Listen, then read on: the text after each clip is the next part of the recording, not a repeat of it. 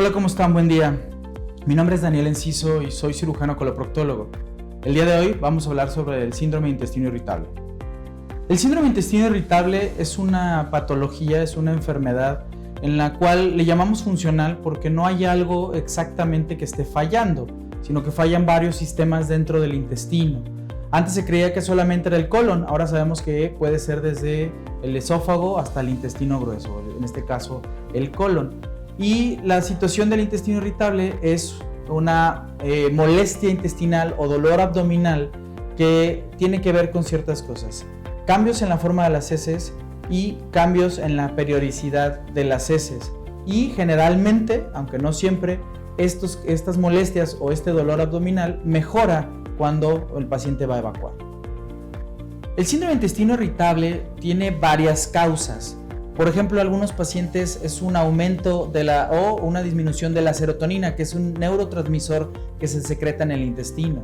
Algunos otros, después de ciertos alimentos, pueden romper con algo que se llama complejo motor migratorio, y lo que pasa es que el intestino empieza a moverse demasiado rápido. Otros pacientes tienen que ver con las bacterias, porque todos tenemos bacterias en nuestro cuerpo y más en el intestino.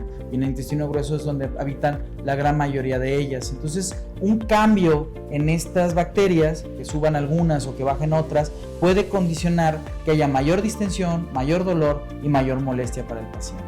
Y, por supuesto, la parte de la psicología, ¿no? El problema de abuso, el problema de ansiedad, depresión, pues tiene mucho que ver también con el intestino irritable. Generalmente son 3 síntomas que son dolor abdominal, diarrea o estreñimiento, y puede variar entre estas 3. Aunque también hay algunos síntomas secundarios, como por ejemplo tenesmo, que es que el paciente tenga que seguir o tenga la necesidad de seguir evacuando, dolor al orinar, molestias para tener relaciones sexuales, dolor en la espalda, dolor de cabeza, gastritis y algunas otras cosas como evacuaciones con moco también. Al ser un síndrome funcional, no hay algo específico que esté fallando, y los estudios que realizamos normalmente no necesariamente nos tienen que dar algún síntoma, por lo cual generalmente el diagnóstico se va a hacer de manera clínica. Hay unos criterios, los criterios de Roma, en los cuales podemos revisar que el paciente tenga o no tenga esta patología. Lo que sí es que hay unos signos de alarma en los cuales hay que tener mucho cuidado.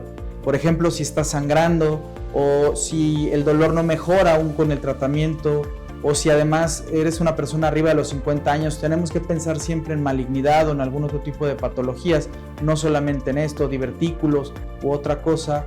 O si tienes antecedentes de familiares con cáncer o con enfermedad inflamatoria intestinal, o que los síntomas sean nocturnos. Generalmente cuando nos vamos a dormir, los síntomas del intestino irritable se quitan. Al ser un síndrome funcional no hay una cura para esto, lo que sí se puede es aliviar los síntomas.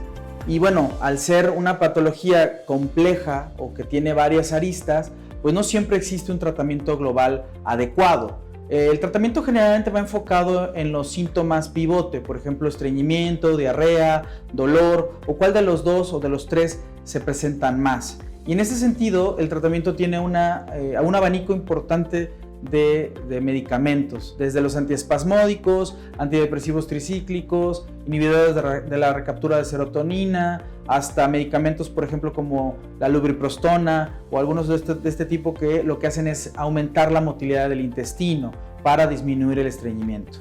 Se puede utilizar también aceite de menta. O sea, en realidad hay muchos tratamientos que se pueden ofrecer, y claro, casi todos van de la mano de un manejo adecuado de la dieta. Hay varios tipos de dieta para el manejo del intestino irritable, lo que hace que los pacientes generalmente mejoren de su sintomatología.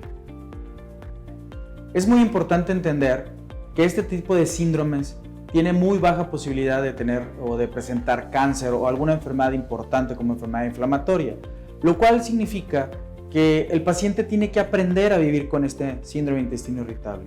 Es importante que tenga mucho cuidado con la dieta que tiene. Hay pacientes que tienen que retirar algunos alimentos, inclusive algunas dietas son restrictivas en ese sentido, pero más que restringir, necesita el paciente aprender a vivir con el intestino irritable. De esa manera va a comprender y va a aceptar de alguna manera que algunos factores de riesgo, como por ejemplo los estudiantes, los exámenes, ¿no? El estrés del trabajo, los contadores en abril, ¿no? Todo esto, pues definitivamente va a ir modificando el intestino irritable de nuestro paciente. Entonces, a veces tendrá que tomar medicamentos, a veces tendrá que tomar probióticos, a veces solamente la dieta, y a veces se va a tener que quitar de esos gustos culposos, ¿no? Como por ejemplo el vino, la cerveza, y además de todo esto, pues bueno, una dieta rica en fibra, porque eso también va a ayudar mucho a que el paciente tenga una mejor calidad de vida.